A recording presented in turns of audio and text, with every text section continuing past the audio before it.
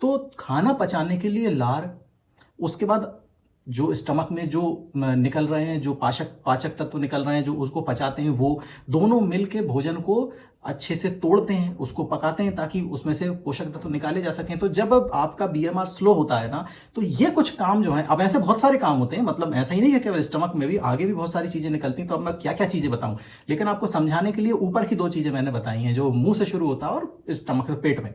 तो ये दो चीजें ऐसी होती हैं जिसमें यदि ये चीजें नहीं मिलेंगी तो पाचन अच्छे से नहीं हो पाता, पच नहीं पाता है ठीक से, या पचने में ज्यादा समय लगता है ना। ये कारण शुरू में हो सकता है, ये वाला।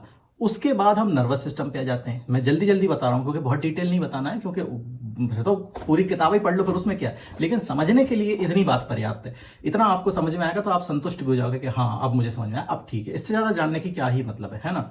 तो ये प्रॉब्लम होता है बीएमआर से।